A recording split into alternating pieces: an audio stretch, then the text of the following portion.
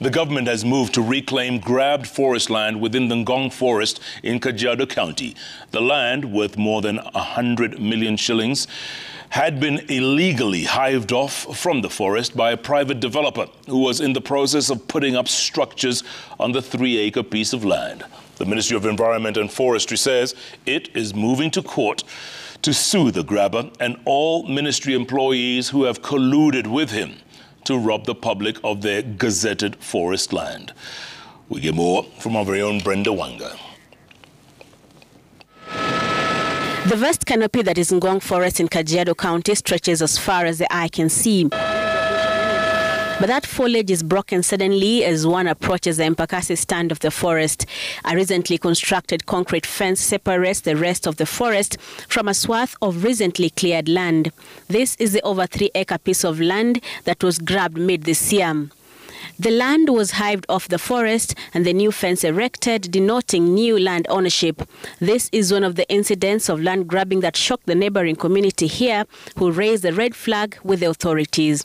My association reported to me that there are people who are trying to make a boundary out of the forest. And indeed, I picked our forester. We came here and we found them surveying the land. And I found a person, one of the representatives, and he told me that he has his papers, he has a title deed, he has a plan and everything. And of course, even a current search of this particular piece of land.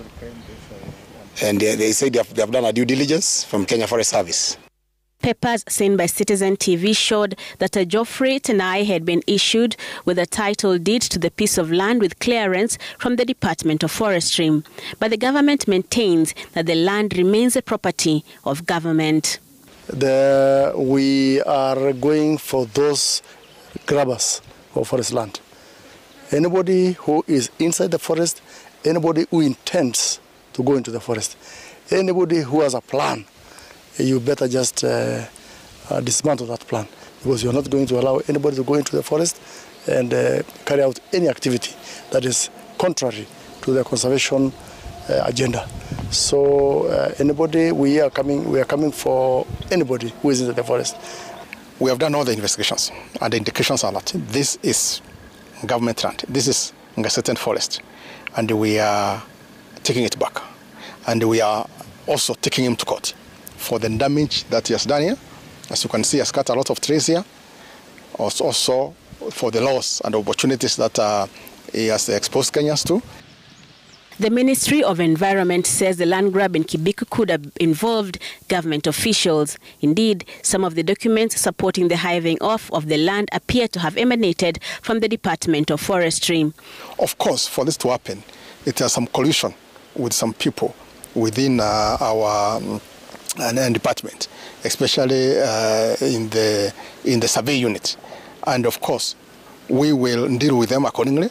We will discipline them accordingly, and to some extent, we might even take them to court accordingly. The community members, while welcoming the move by the government to not only stop the construction, but to repossess the land, insist that the court case filed will go on to ensure that the illegal allocation, including the revocation of the title, already issued. Brenda Wanga, Citizen TV. Thanks so much for that, Brenda. Now